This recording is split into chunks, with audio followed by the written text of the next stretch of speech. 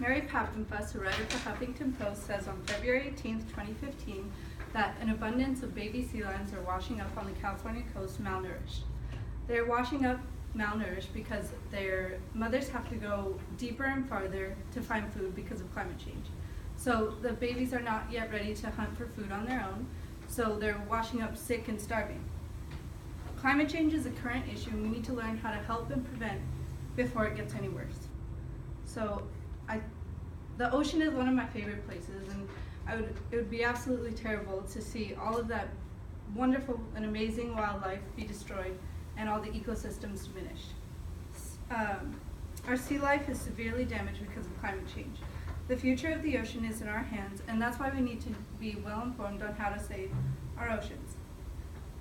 So first, I'm going to talk about the cause of climate change. Then I'm going to talk about the effect it has on our oceans. And then lastly, I'm going to talk about how to save and help protect. So let's start off with the causes of climate change. So there are two causes I'm going to talk about. One is fossil fuels, and the other is that the damage that humans cause directly. So natural gas, oil, and coal are all fossil fuels, and when they burn, they turn into carbon dioxide, which goes up to the atmosphere and gets trapped there. Coal-run industries are the worst culprit. One of the coal-run industries are power plants. They're just going to produce however much electricity we demand. They don't really have the Earth's best interest in mind. So when they burn it, it goes into the greenhouse gas layer. That layer is supposed to be like the insulation. It's supposed to be like climate controlled. But since they're just producing however much they want, that layer is getting thicker and thicker, and therefore our Earth is getting much warmer, and it's affecting the oceans. So now that I've talked about the cause of climate change, let's move on to the effects. So two things I'm going to talk about that are affected are coral reefs and the sea animals. The National Ocean Service on October 8, 2015 reports that there are three main reasons that cause coral bleaching. One is the change in temperature. It can either get too hot or too cold. And the second is pollution. The amount of pollution in the water is very detrimental to the coral. And lastly is the exposure. If the tides are too low and the coral's out of water, then it's going to get damaged. So when coral gets stressed, the organisms and the algae in the coral are released, and it turns white and it dies. And so coral's home to many species, and it protects and they feed off of it. So when that dies, their whole ecosystem dies. They don't have a home to live in anymore.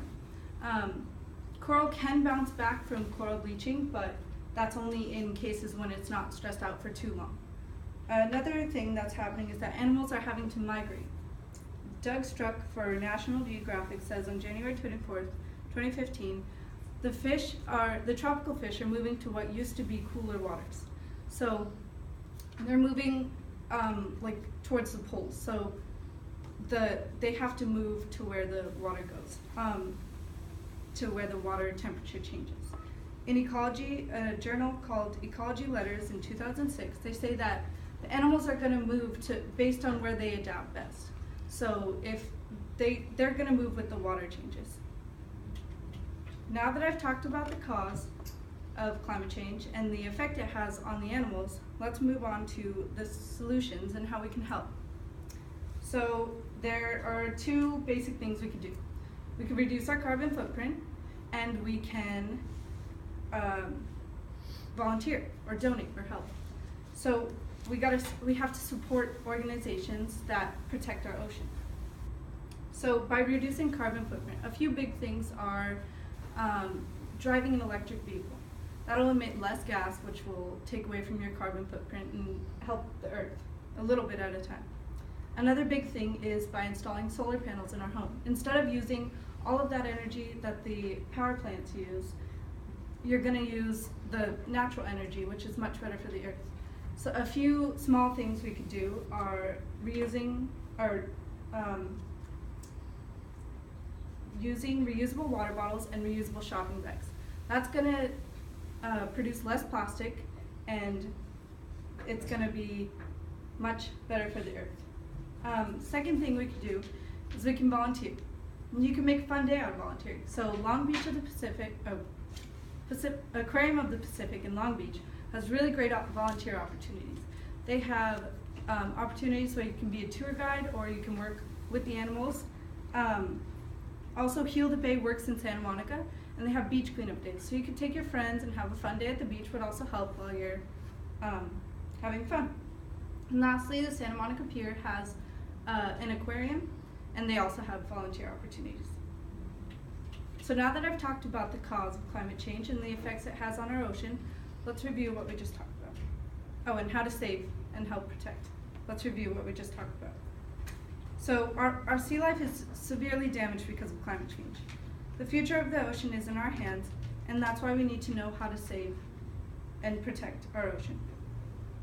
So first I talked about the cause, which is the cause that humans have directly, which is, pollution and power plants. And I also talked about burning fossil fuels, which adds to the greenhouse gas layer, and it hurts our earth. Second of all, I talked about how the animals are damaged. The coral reefs and the fish are having to migrate. The coral reefs are dying and the fish are having to migrate. And lastly, I talked about how to save and help protect. We can reduce our carbon footprint or volunteer. So imagine a world where where future generations can't enjoy the ocean that we have today. Imagine a world where all the ecosystems are diminished and we don't have beautiful, amazing sea life to look at. I hope you're more informed about climate change in the ocean. Thank you.